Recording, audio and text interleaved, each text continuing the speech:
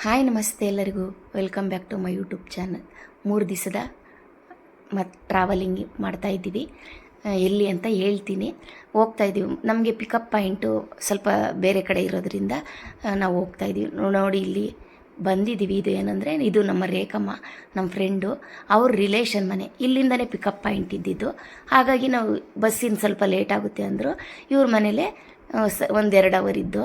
ಇವರು ಎಷ್ಟು ಚೆನ್ನಾಗಿ ನಮ್ಮನ್ನು ನೋಡಿಕೊಂಡ್ರು ಅಂದರೆ, ಯಾರೋ ಹೊಸಬ್ರು ಅಂತಲೇ ಇಲ್ಲ, ಎಷ್ಟೋ ವರ್ಷದ ಹಳೆ ಫ್ರೆಂಡೋ ಇಲ್ಲ ನೆಂಟರು ಅನ್ನೋ ಥರ ಅಷ್ಟು ಪ್ರೀತಿಯಿಂದ ನಮ್ಮನ್ನು ಬರಮಾಡಿಕೊಂಡು ಬಿಸಿ ಬಿಸಿ ಅಡುಗೆ ಮಾಡಿ ಊಟ ಹಾಕಿ ಅಷ್ಟು ಚೆನ್ನಾಗಿ ಮತ್ತೆ ನಮಗೆ ಬಸ್ ಹತ್ರ ಡ್ರಾಪ್ ಮಾಡಿ ಅಷ್ಟು ಚೆನ್ನಾಗಿ ನೋಡಿಕೊಂಡ್ರು. ತುಂಬ ಅಂದರೆ ತುಂಬಾ ಖುಷಿ ಆಯಿತು. ಒಂದು ಹೊಸ ಗೆಳೆತನ ಸಿಕ್ತು ಅಂತ. ಮತ್ತು ಬಂದು ಬಸ್ಸಲ್ಲೆಲ್ಲ ಕೂತ್ಕೊಂಡ್ವಿ. ತುಂಬ ಮಳೆ ಇತ್ತು ಆ ದಿನ, ಅಷ್ಟು ಮಳೆ. ಆದರೆ ಹೊರಟ್ವಿ. ನಾವು ಬಂದಿದ್ದು ಎಲ್ಲಿ ಅಂದರೆ ಬೆಳಗ್ಗೆಗೆ ನಮ್ಮ ಗುರುರಾಯರ ಹತ್ರಕ್ಕೆ ಮಂತ್ರಾಲಯಕ್ಕೆ ಬಂದ್ವಿ. ಬೆಳಗ್ಗೆ ಒಂದು 6:30 ಅಷ್ಟೊತ್ತಿಗೆ ಬಂದ್ವಿ. ಇಲ್ಲಿ 6:30 ಅಷ್ಟೊತ್ತಿಗೆ ಏನು ಬಿಸಿಲು ಅಪ್ಪ, ತುಂಬ. ಆಂಧ್ರ ಅಂದ್ರೇ ಬಿಸಿಲು. ಮತ್ತು ಇಲ್ಲಿ ನಮಗೆ ರೂಮ್ ಏನೂ ಮಾಡಿಲ್ಲ. ಇಲ್ಲೇ ನಾವು ಲಾಕರ್ ತಗೊಂಡು ಎಲ್ಲ ಫ್ರೆಶ್ ಅಪ್ ಆಗಿ ದೇವಸ್ಥಾನಕ್ಕೆ ಬಂದ್ವಿ. ವೀಕೆಂಡ್ ಆಗಿದ್ದರಿಂದ ತುಂಬ ಅಂದರೆ ತುಂಬ ರಶ್ ಇತ್ತು. ಎಷ್ಟೊತ್ತಿಗೆ ದರ್ಶನ ಆಗುತ್ತೆ ಅಂತ ಭಯ ಆಯಿತು. ಆದರೆ ರಾಯರ ಆಶೀರ್ವಾದದಿಂದ ನಮಗೆ ಬೇಗ ಆಶೀರ್ವಾದ ಸಿಕ್ತು. ಒಂದು ಒಳ್ಳೆ ದಾರಿ ತೋರಿಸಿದ್ರು. 3 ಜನ ಸೀನಿಯರ್ ಸಿಟಿಸನ್ ಇದ್ದಿದ್ದರಿಂದ ನಾವು 3 ಜನ ಅವ್ರ ಕೈ ಹಿಡ್ಕೊಂಡು 8ನೇ ಗೇಟ್ ಹತ್ರ ಹೋದರೆ ಸೀನಿಯರ್ ಸಿಟಿಸನ್ಗೆ ಡೈರೆಕ್ಟಾಗಿ ಬಿಡ್ತಾರೆ. ಅವ್ರ ಜೊತೆ ಒಬ್ಬರನ್ನ ಯಾರನ್ನಾದರೂ ಅವ್ರ ಕಡೆಯವ್ರನ್ನ ಬಿಡ್ತಾರೆ. ಹಾಗೆ ನಾವು ಒಳಗಡೆ ಬಂದ್ಬಿಟ್ಟು ಒಂದು 20 ನಿಮಿಷದಲ್ಲೆಲ್ಲ ನಮಗೆ ರಾಯರ ದರ್ಶನ ಆಶೀರ್ವಾದ ಸಿಕ್ಬಿಡ್ತು. ತುಂಬ ಖುಷಿ ಆಯಿತು. ಹಾಗೆ ನಮಗೆ ಇಲ್ಲಿ ಸ್ವಲ್ಪ ಹೊತ್ತು ಕೂತ್ಕೊಂಡು ಬೇಗ ದರ್ಶನ ಆಯ್ತಲ್ಲ, ಸ್ವಲ್ಪ ಹೊತ್ತು ಹಂಗೆ ದೇವಸ್ಥಾನದಲ್ಲೇ ಕೂತ್ಕೊಂಡಿದ್ದು. ಮಿಕ್ಕಿದವರೆಲ್ಲ ಕ್ಯೂವಲ್ಲಿ ಬರಬೇಕಾಗಿತ್ತು. ಅವ್ರದ್ದು ತುಂಬ ಅಂದರೆ ತುಂಬ ಲೇಟ್ ಆಯಿತು. 1 2:30-3 ಅವರು ಅವರು ಕ್ಯೂವಲ್ಲಿ ನಿಂತ್ಕೊಂಡು ದರ್ಶನ ಮಾಡ್ಕೊಂಡು ಬಂದರು. ನೋಡಿ, ನಮ್ಮ ರಾಯರ ಅನುಗ್ರಹ ಎಲ್ಲರಿಗೂ ಬೇಕೇ ಬೇಕು. ರಾಯರ ದರ್ಶನ ಮಾಡಿಕೊಂಡು ನಾವು ಫೋಟೋ ಎಲ್ಲ ತಕ್ಕೊಂಡು, ಮತ್ತು ತಿಂಡಿ ಊಟ ಎಲ್ಲ ನಮ್ಗೆ ಅವ್ರದ್ದೇ ಆಗಿರೋದ್ರಿಂದ ನಾವೇನು ಸ್ವಲ್ಪ ತಿಂಡಿಗೆ ಊಟಕ್ಕೆಲ್ಲ ಪ್ರಾಬ್ಲಮ್ ಇರಲಿಲ್ಲ ನಮಗೆ. ಮತ್ತು ಹೊರಗಡೆ ತುಂಬ ಬಿಸಿಲಿದ್ದರಿಂದ ಈ ಥರ ಎಲ್ಲ ಈಗ ಹಾಕ್ತಾ ಇದ್ದಾರೆ. ಆಮೇಲೆ ಏನೋ ಶೀಟ್ ಹಾಕ್ತಾರಂತ ಅದ್ರ ಮೇಲೆ.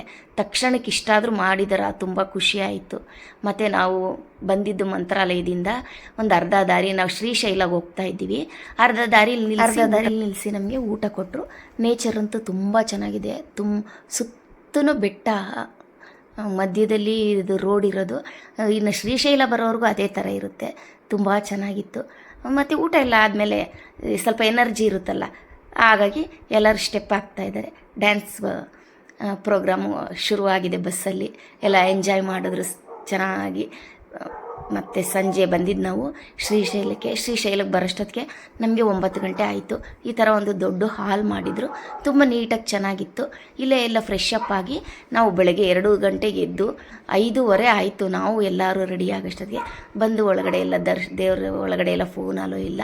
ಶ್ರೀಶೈಲದ ಮಲ್ಲಿಕಾರ್ಜುನ ಸ್ವಾಮಿ, ಬ್ರಹ್ಮರಾಂಬ ದೇವಿ ಎಲ್ಲ ತುಂಬ ಚೆನ್ನಾಗಿ ದರ್ಶನ ಆಯಿತು.